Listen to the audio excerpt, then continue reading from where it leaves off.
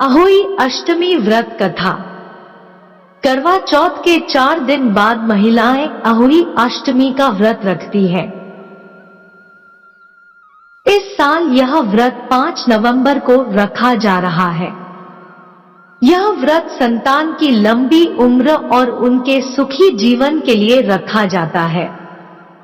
करवा चौथ की तरह अहोई अष्टमी भी एक कठिन व्रत है, क्योंकि यह व्रत भी निर्जला रखा जाता है। करवा चौथ की तरह इस व्रत का पारण भी रात में किया जाता है। जिस तरह करवा चौथ व्रत में महिलाएं चंद्रमा देखने के बाद व्रत खोलती है, ठीक उसी प्रकार अहोई अष्टमी व्रत का पारण भी तारों को देखकर किया जाता है। मान्यता है कि विधि विधान से इस व्रत करने से संतान की लंबी आयु का वरदान प्राप्त होता है। इस व्रत की पूजा के दौरान व्रती एक दूसरे को कथा सुनाती है। कथा के बिना यह व्रत पूरा नहीं माना जाता है। चलिए जानते हैं अहोई अष्टमी की व्रत कथा। अहोई अष्टमी व्रत कथा। प्राचीन काल में एक साहूकार था, जिसके 7 बेटे और 7 बहुएं थी।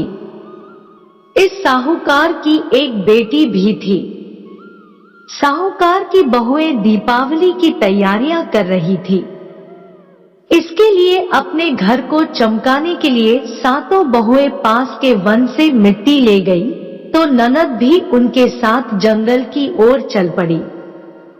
साहूकार की बेटी जहां से मिट्टी ले रही थी, उसी स्थान पर साही, कांटे वाला पशु, अपने 7 बेटों से साथ रहती थी।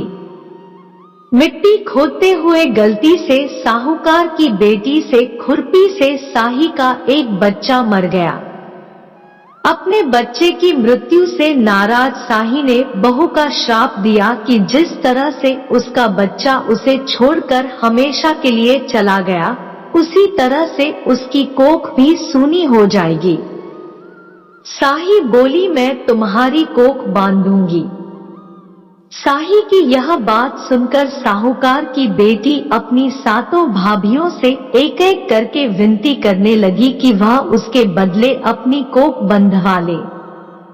सबसे छोटी भाभी ननद के बदले अपनी कोख बंधवाने के लिए तैयार हो जाती है।